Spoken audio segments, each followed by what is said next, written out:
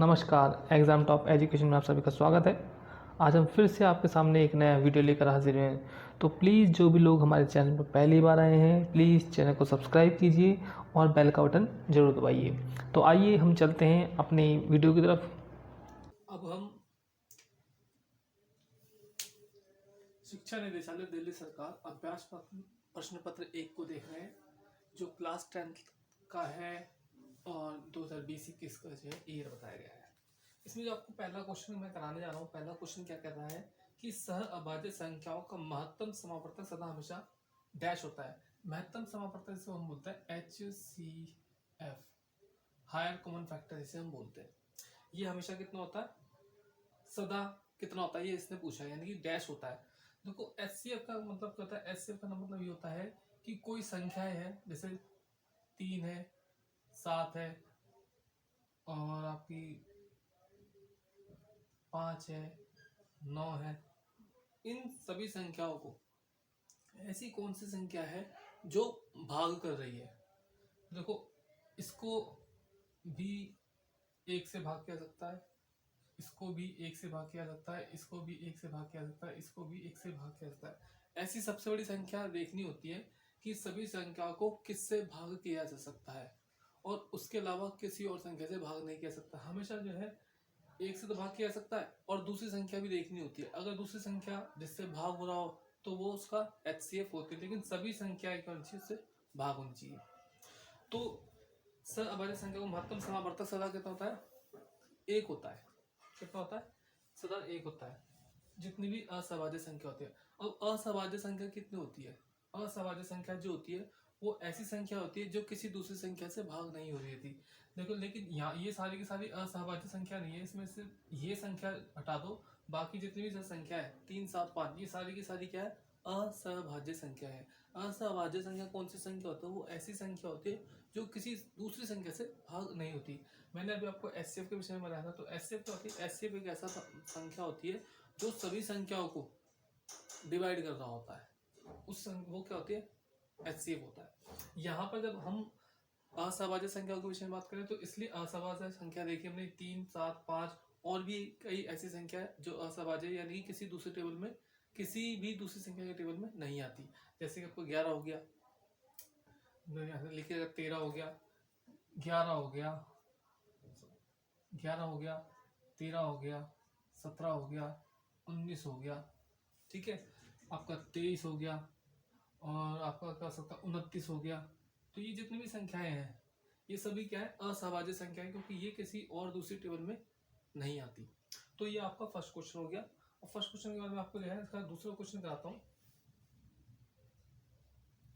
ये आपका first question था। अब दूसरा क्वेश्चन क्या है, दूसरा क्वेश्चन ये कह रहा है कि एक द्विघात बहुपद लिखिए जिसके बहुपद के शून्यकों का योग -3 और गुणनफल -10 हो। वैसे सबसे पहले आपको ये पता चाहिए द्विघात होता क्या है, द्विघात बहुपद क्या होता है। ऐसा कोई भी इक्वेशन जिसमें सबसे बड़ी घात 2 होती है तो उसे द्विघात समीकरण कहते हैं। जैसे कोई भी संख्या हो सकती है ax² + bx + c, तो ये क्या एक द्विघात समीकरण है। a b c इनकी बदली कोई संख्या हो सकती है, जैसे कि मैंने लिख दिया यहाँ पर ये x² हो गया, यहाँ पर मैंने लिख दिया 2, यहाँ कितना हो गया, यहाँ पर मैंने इसको जो है 6 मान लिया, कुछ भी मान लो अपनी मर्जी से, और ये 7 हो गया, 7 मान लो, कुछ जो भी कुछ होगी उसको आपको सॉल्व करके देखना पड़ेगा और कुछ नहीं बस। तो ये क्या है, एक द्विघात समीकरण, क्योंकि इसमें जो सबसे बड़ी घात है वो कितनी है, 2। इसमें a ये होता है, ये b होता है, ये हमेशा c होता है, ठीक है। यानी कि जो खाली नंबर होगा वो हमेशा c होगा, जिसके साथ x लिखा हो, ABCD लिखा हो, वो नंबर जो है आपका b माना जाता है, और जिसके साथ स्क्वायर लिखा हुआ होता है वो आपका a माना जाता है। इसी प्रकार से आप बढ़ते चले जाते हैं, ABCDEFGH सब हो सकते हैं, लेकिन सबसे बड़ी पावर होगी वो सबसे आगे आएगी, ठीक है। तो अभी इसमें बोला है कि द्विघात समीकरण लिखना है जिसमें जो आपका शून्यकों का योग कितना बताया, -3 बताया, और गुणनफल कितना बताया, -3 बताया।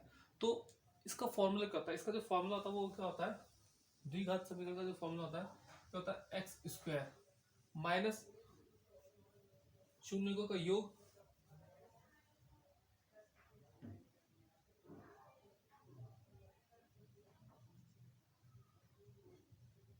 योग यहाँ ब्रैकेट में x होता है, फिर प्लस शून्यकों का गुणनफल होता है।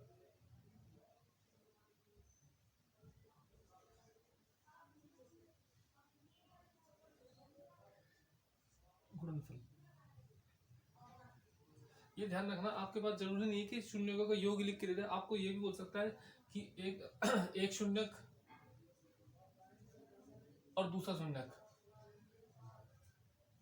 शून्यक, तो आपको इस तरह से भी दे सकता है कि एक शून्यक दे दिया, एक शून्य का आपको 3 दे दिया, दूसरा आपको 5 दे दिया, तो आपको शून्य का योग करना पड़ेगा, यानी 3 + 5 कितना हो गया, 8 हो जाएगा। फिर गुणन करना पड़ेगा, 5 दिए 15, तो यहाँ 15 आ जाएगा। और ये आपको अल्फा बीटा भी बोल सकता है। क्या बोल सकता है वो, अल्फा बीटा। क्या बोल सकता है वो, आपको अल्फा बीटा भी बोल सकता है, अल्फा और बीटा। और ये जो अल्फा बीटा होते हैं ये कहते हैं शून्य ही होते हैं, ठीक है। ये पहला शून्य हो गया, ये दूसरा शून्य हो गया, तो दोनों का योग यानी कि अल्फा प्लस बीटा। इसको हम फिर इसको मतलब इसको हम ऐसे भी ले सकते हैं, अल्फा प्लस बीटा ये होगा आपका x, और यहाँ पे x² आ गया, और यहाँ पर हो गया अल्फा गुणनफल यानी कि अल्फा और बीटा का इंटू, ठीक है। तो जैसा कि सवाल में दिया गया है कि योग कितना बताया आपको, -3 बताया, तो यहाँ पे ऑलरेडी आपको योग बता रखा है, वो कितना बताया, -3 बताया, तो हम इसे डायरेक्ट लिख देंगे -3, ये यहाँ पर माइनस है, और ये हो गया, ये आपका x हो जाएगा ये वाला, प्लस गुणनफल कितना रहा है, गुणनफल बताया है आपको -10, कितना बताया, -10। अब इसको सॉल्व करेंगे तो कितना आएगा, x² minus minus plus 3x हो जाएगा, और ये माइनस है, ये प्लस प्लस माइनस माइनस, ये 10 हो गया। तो आपका ये द्विघात समीकरण बन जाएगा जो दूसरे क्वेश्चन के अनुसार आपको पूछा गया है, ठीक है। तो नेक्स्ट क्वेश्चन देखते हैं, क्वेश्चन नंबर 3 देखेंगे। अब आपके पास ये वाला प्रश्न है, क्वेश्चन नंबर 3 दिया गया है। इसमें बोला, वैसे क्वेश्चन में बोला गया है कि कितने दशमलव स्थानों के बाद 47/2³ गुणा 5/2 का दशमलव प्रसार शांत होगा, कितने दशमलव बाद। लेकिन मैं सीधा बोल रहा हूँ कि क्वेश्चन आपके पास समझ लो ऐसा है कि ये दशमलव प्रसार इसका शांत होगा या अशांत होगा। बाकी आपको जो जैसा कि उसमें क्वेश्चन बताया गया उसका आंसर आपको मिल जाएगा। अब देखो क्या है, सबसे पहले ये है 47, ठीक है। 2/3 है, यानी कि 2/3 का मतलब 2 को 3 बार गुणा करना है, 2 को 3 बार गुणा करना है। ये 2 गुणा 3 बार हो गया, गुना 5 को 2 बार गुणा करना है, ये 5 गुना 5 हो गया, ठीक है। इसका कितना होता है, 8 होता है। पहले मैंने 47 लिख दिया ऊपर, इसका होता है 8, और ये आपको कितना है 25। जब इसको आप सॉल्व करोगे तो 47 इधर आ जाएगा, 25 हटे कितना होता है, 200 होता है। सभी लोग 25 का टेबल और 22 का टेबल जरूर याद कर लीजिए, क्योंकि आपके पेपर में बहुत इंपॉर्टेंट टेबल है। अब ये हो गया, अब क्या करता हूँ मैं, इसको इससे भाग करता हूँ, इसका मतलब क्या है, 2 गुना 100 है नहीं, तो 2 अंक का पॉइंट यहाँ पर, 2 अंक का पॉइंट इधर आ जाएगी, इधर आ जाएगी, क्यों नीचे 100 है तो इसलिए वो ऊपर अंक पॉइंट बना देगा। 4 7 ये पॉइंट आएगा आपका, और यहाँ पे कितना आएगा, 2 हो जाएगा, यहाँ पे 0 लग जाएगा, ठीक है। आप सभी को पता होगा कि पॉइंट किस तरह से लगाया जाता है, जितने भी नीचे 0 है उतने ही नंबर का पॉइंट लगता है। जैसे कि मान लो ये क्या है, आपके पास 3 दे रखा है और नीचे लिखा है आपको 1 2 3, ये 4 है, तो नीचे 4 0 है, तो उसका मतलब 4 अंक के बाद ऊपर पॉइंट लगना चाहिए। लेकिन ऊपर तो एक ही नंबर है, तो कैसे लगाएंगे, यहाँ 3 लिखेंगे, एक तो एक नंबर ये हो गया, मैंने आपको बताया नीचे 4 0 है, तो 4 नंबर का पॉइंट लगना चाहिए। तो एक ये हो गया, दूसरा ये हो गया, तीसरा ये हो गया, चौथा ये हो गया, ये पॉइंट आपका यहाँ आ जाएगा, ठीक है। तो नीचे बच जाएगा सिर्फ 1, और 1 चाहे लिखो या ना लिखो कुछ फर्क नहीं पड़ता। अब इसी प्रकार से क्वेश्चन ये भी हो सकता है कि ऊपर मान लो जो है ये है 5 6 7 9, और यहाँ पे लगाओ पॉइंट, तो इस पॉइंट को कैसे हटाया जाता है, तो यहाँ से इस पॉइंट इसको हटाएंगे, और कितने नंबर के बाद ये पॉइंट था, 1 2 3, तो 1 के साथ 3 चल जाएगी, 1 2 3, इस प्रकार से ही सवाल होता है। तो हमें देखना है कि ये, अब देखो जैसे कि आ गया, अब मैं क्या करता हूँ 2 से भाग करता हूँ इसको, तो 2 से जब मैं इसको भाग करूँगा 0 तो ऐसे ही आ जाएगा ये वाला, ठीक है। ये 2 दूनी 4 हो जाएगा, और ये कितना रहेगा, 2 तिया 6, अब 1 बच जाएगा, तो 2 पंजे 10 हो जाएगा। तो कितने नंबर का जो है ये शांत हो गया, 3 के बाद, दशमलव के 3 अंक के बाद ये क्या हो गया, शांत हो गया। तो ये कैसा है, शांत दशमलव है, कैसा दशमलव है, शांत दशमलव प्रसार है, दशमलव प्रसार। और कितने अंक शांत हुआ ये? दशमलव के 3 अंक बाद, 1 2 3 अंक बाद ये शांत हो गया। ऐसा भी सकता है क्वेश्चन में, ये भी मतलब क्वेश्चन ये भी हो सकता है 3 8 9 7 5 6, जरूरी नहीं यहाँ पे 3, यहाँ पे चलो 3 ही मान लिया मैंने। तो कितने अंक बाद, दशमलव के कितने अंक बाद, ये देखो ये दशमलव के बाद इधर वाला हुआ ना, तो दशमलव के कितने अंक बाद ये शांत हुआ? 1 2 3 4 5, तो दशमलव के 5 अंक बाद ये क्या हुआ? शांत हुआ। अब हम इसका चौथा क्वेश्चन देखेंगे।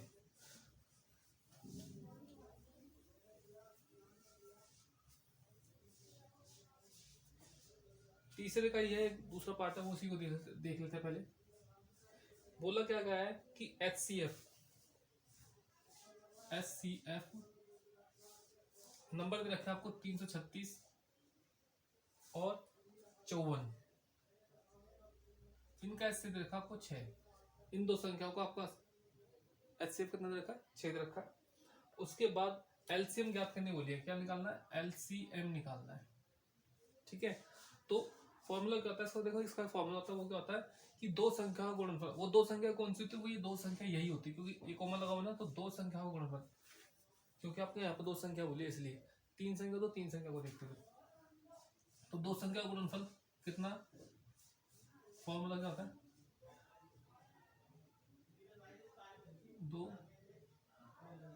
दो संख्या का गुणन बराबर क्या होता है? HCF इंटू LCM होता है।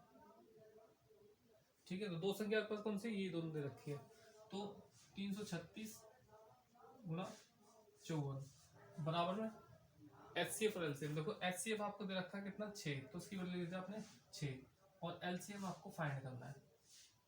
ठीक है, इसको आप गुना मत करो, क्योंकि गुना करेंगे तो जो है बड़ा हो जाएगा, और फिर भी आपको जो है 6 से डिवाइड करना है, इसलिए इसको गुना न करो। इसी से यहीं से सीधा इसको क्या कर दो? काट दो। तो 6 9 54 होता है। तो आपके पास आया ये 3 3 6 गुना 9, जो आपको बनेगा LCM। ठीक है, अब इसकी सेम तो कर दो। तो 6 9 54 का 4 हासिल पड़ गया 5, 9 3 27, 27 और 5 कितने होते हैं आपके पास? होता है 27 और 5 32 होते हैं। हासिल हो गया कितना? 3। 9 3 27, 27 और 3 कितने हो गए? 30 हो गए। तो ये आपका क्या क्या हो गया? LCM हो गया। ये क्या आपका? LCM, इन दो संख्याओं का LCM। तो इस सवाल को इस तरह से इजीली सॉल्व किया सकता है। अगर हम इसके फैक्टर बनाएंगे तो सवाल और बहुत लंबा चले जाएगा, इसलिए बेस्ट तरीका यही है कि इसको इसी प्रकार से, इसी फॉर्मूला का यूज करके इसको सॉल्व किया जाए। अब आपको हम चौथा सवाल करवाएंगे।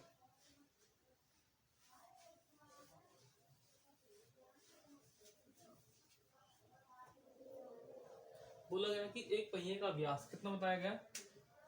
1.54 बताया गया क्वेश्चन नंबर 4 में। तो जो D है, जिसको बोलते हैं व्यास, तो 1.54 बोला गया है। ठीक है, और 200 चक्कर लगाता कोई। ठीक है, तो 200 चक्कर लगाने में कितनी दूरी तय करता है? 200 चक्कर लगाने,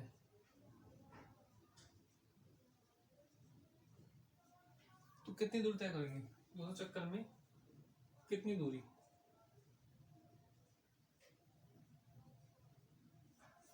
ठीक है, तो अब देखो सिंपल सी बात क्या है, चक्कर लगाया है।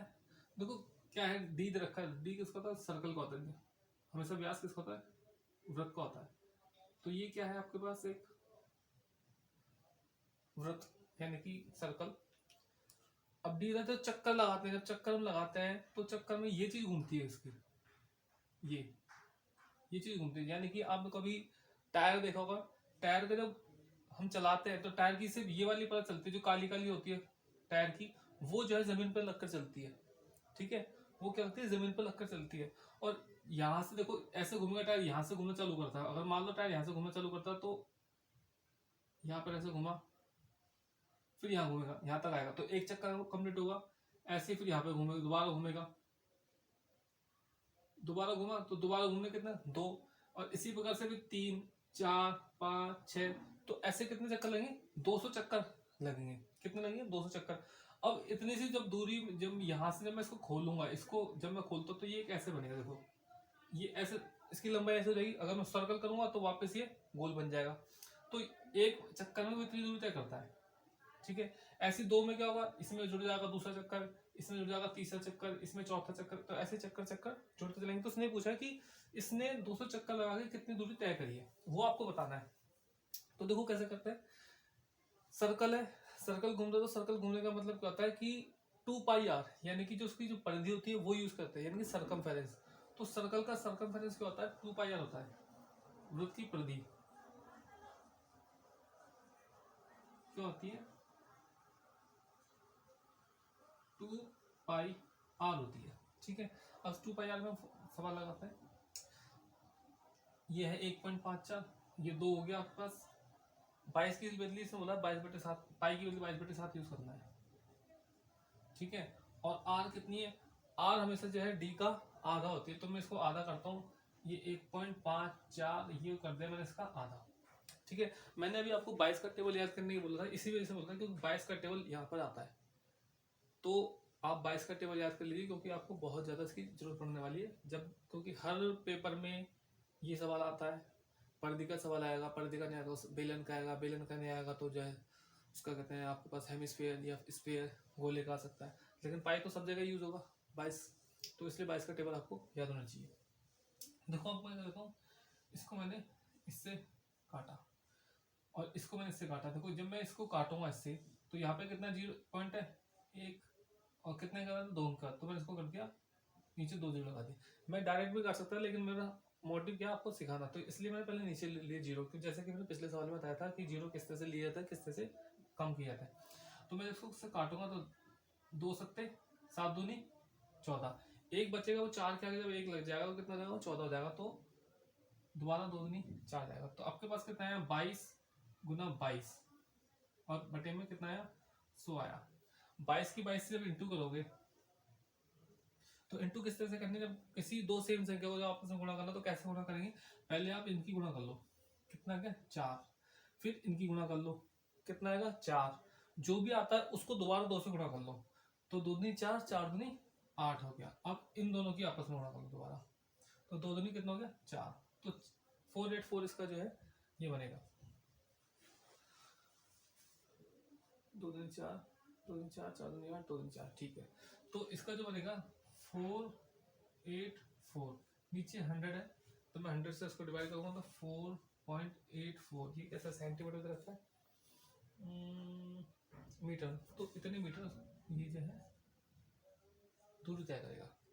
200 चक्कर, अभी 200 चक्कर करने हैं, तो 200 चक्कर करने, तो ये एक चक्कर में कितनी दूरी तय कर रहा है, तो 200 चक्कर में कितनी दूरी तय करेगा, 4.84 गुना 200, 200 से इसको इंटू करते हैं। तो देखो मैं इससे गुणा करता हूँ, 2 चौक 8, 2 अट्ठे 16, हासिल 1 हो जाएगा, 2 चौक 8 कितना लगेगा 9। अब यहाँ पे डबल 0 लगे हुए हैं, यहाँ पर पॉइंट 2 अंक का पॉइंट लगा था, इसलिए यहाँ पे पीछे से 2 अंक का पॉइंट लगा दिए, तो कितना लगा 968 मीटर। तो 968 मीटर दूरी आपकी तय की जाएगी अगर व्यास इतना होगा और 200 चक्कर होंगे, तब इतनी मीटर की दूरी टायर द्वारा तय की जाएगी। सारा इक्वल का निशान है, इक्वल निशान लगा लेना आप, ठीक है।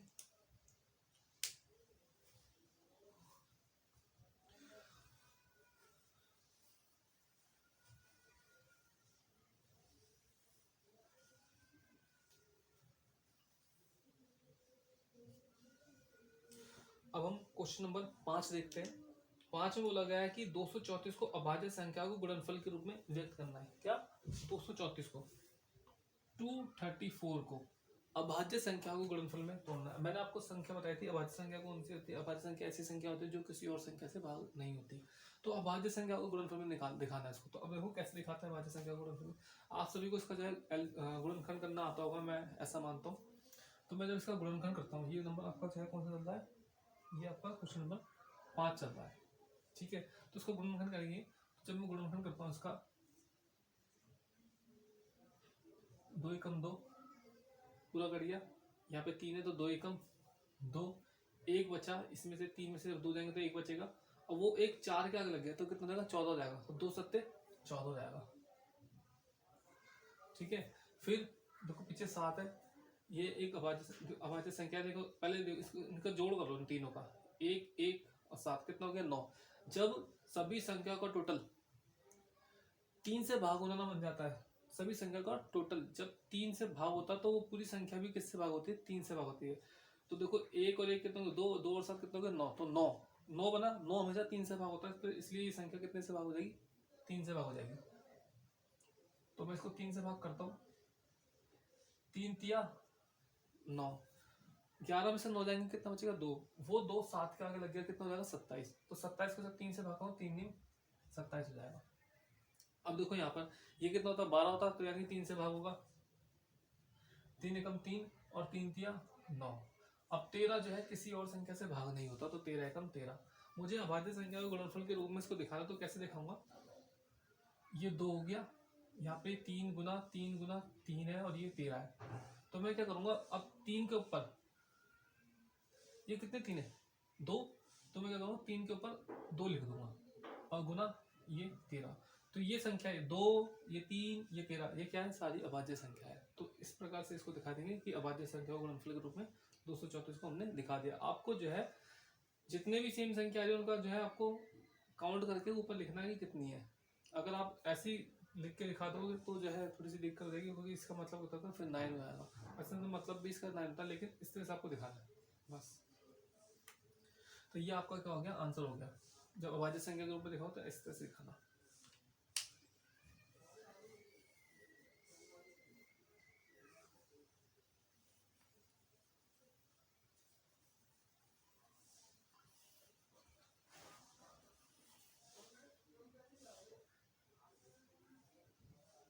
अब क्वेश्चन बोला छठे क्वेश्चन में क्या बोला है, छठे क्वेश्चन में बोला है कि 14 सेंटीमीटर त्रिज्या वाले, त्रिज्या कितनी है 14 सेंटीमीटर वाले एक वृत्त के चतुर्थांश, चतुर्थांश का मतलब होता है चौथा हिस्सा, वृत्त का चौथा हिस्सा। ये वृत्त है आपके पास, इसका चौथा हिस्सा, चौथा हिस्सा यानी कि ये वाला या ये वाला ये वाला ये वाला, लेकिन 3 पार्ट यूज नहीं करना, आपको चौथा पार्ट यूज करना, तो ये होगा चौथा हिस्सा। ठीक है, तो इसका क्षेत्रफल निकालना, आपको क्या निकालना है, इसका क्षेत्रफल निकालना है। जो इसको निकालने का देखो 2 तरीके हैं आपको पता है चौथा हिस्सा वृत्त का, तो वृत्त का फॉर्मूला लगा दो और उसको 4 से डिवाइड कर दो, तो आपके पास जो है इसका चौथा हिस्से का क्षेत्रफल निकल जाएगा। वो नहीं करना चाहते तो आप क्या करो, जो त्रिज्याखंड का जो फॉर्मूला था वो यूज करना पड़ेगा, थीटा बटे 360 पाई आर स्क्वायर। तो देखो मैं कैसे करता हूँ, मैं क्या करता हूँ वृत्त का क्षेत्रफल लगाता हूँ, उसको कितने से डिवाइड करता हूँ, 4 से डिवाइड कर देता हूँ। तो जो वृत्त का क्षेत्रफल क्या होता है, वृत्त का क्षेत्रफल पाई आर स्क्वायर, इसको मैं क्या करूँगा 4 से डिवाइड कर दूंगा।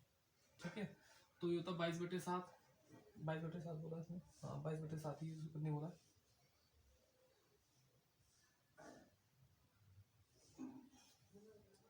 22/7। आर कितनी है 14 गुना 14, 4 से डिवाइड और करना है, ये मैंने 4 से डिवाइड और कर दिया। ठीक है, 7 दूनी 14, 2 दूनी 4, 2 सत्ते 14, तो आपका पास आया 22 गुना 7, 7 दूनी 14, 7 दूनी 14 सेंटीमीटर स्क्वायर। तो ये आपका आंसर आ गया।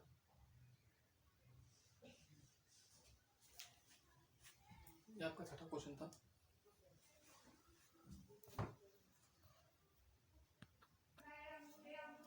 अब आपका 7वां क्वेश्चन है। 7वां क्वेश्चन में बोला गया है कि 2 चर वाले एक रैखिक समीकरण युग्म के अद्वितीय हल है, इसका ग्राफ किस प्रकार की रेखाएं प्रदर्शित करेगा। तो देखते हैं, देखो सबसे पहले होता क्या है, हमें अद्वितीय हल, आप अद्वितीय हल के विषय में पता होना चाहिए क्या है। देखो आपके पास कोई भी दो रैखिक समीकरण दे रखेंगे, देखो जैसे कि रखा x माइनस 2y बराबर में 0, और ये पहला हो गया, ये दूसरा समीकरण होगा। दूसरा समीकरण दे रखा है 3x प्लस 4y, और ये बीज रखा माइनस का, तो ये रखा गया, ये हो गया प्लस का। ठीक है, तो ये 2 ऐसे समीकरण रखे हैं। तो अद्वितीय हल का मतलब क्या होता है कि अद्वितीय हल है ना, अद्वितीय हल बोला ना, तो अद्वितीय हल जो होता है इसको एक हल भी बोलते हैं। अद्वितीय हल। ये तीन होते हैं, एक अद्वितीय हल होता है और एक होता है हमारा अपरिमित रूप से अनेक हल और कोई हल नहीं। अद्वितीय हल जो होता है उसमें क्या होता है, अद्वितीय हल बोला है, अद्वितीय हल में बोला है A1 यानी कि A1 A2, तो ये A1 है, ये A2 है, ये B1 है, ये B2 है, ये C1 है, ये C2 है। तो उसमें क्या होता है A1 अपॉन A2 ये बराबर नहीं होता इसके B1 बटे B2 में, ठीक है। किसमें, अद्वितीय हल में। इसको जो है संगत भी बोलते हैं, क्या बोलते हैं, संगत। और इनका जो ग्राफ बनता है हमेशा कैसे बनता है, मतलब रेखा एक दूसरे को काट रही होगी, ठीक है, क्या कर रही होगी, एक दूसरे को काट रही होगी। जब ग्राफ में जो रेखा बनती है वो एक दूसरे को क्या कर रही होगी, काट रही है। और इस प्रकार से अनेक हल होता है।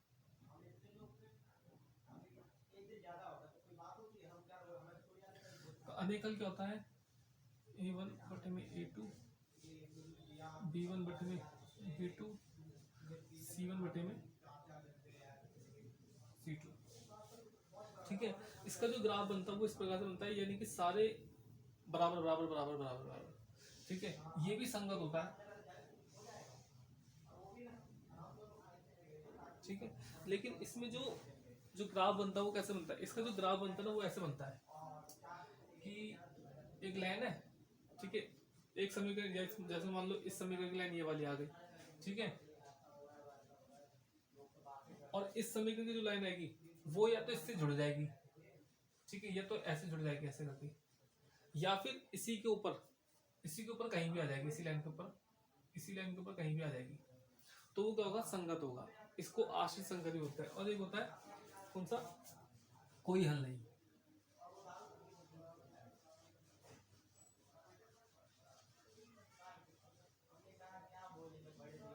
कोई हल नहीं में सी वाला ये वाला जो पार्ट है ये कट जाता है इसमें, A1 A2 B1 B2 ये बराबर नहीं होते C1 बटे C2, ठीक है, ये संगत है। और ये वाला जो होता है वो ये जो है समांतर रेखाएं होती है, इसमें क्या होती है, समांतर रेखाएं।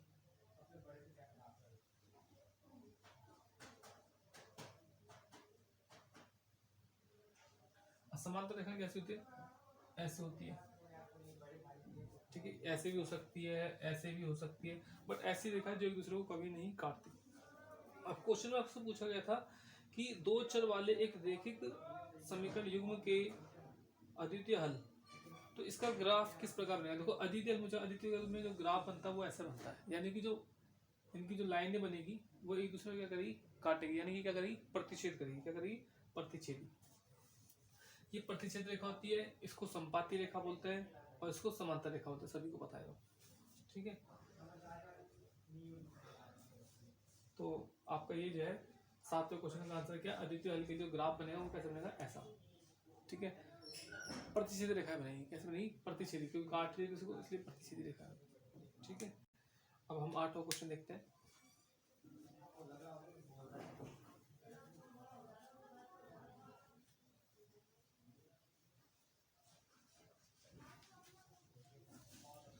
आठवां क्वेश्चन में बोला गया है, 8वां क्वेश्चन नहीं मतलब 7वें का ही जो दूसरा पार्ट है उसमें बोला गया कि 3x - 7y बराबर 10 है के लिए y को x के रूप में बताना है। क्या, y को x के रूप में बताना है। देखो सवाल में क्या लिखा हुआ है, 3x - 7y, ठीक है, ये बराबर 10 है।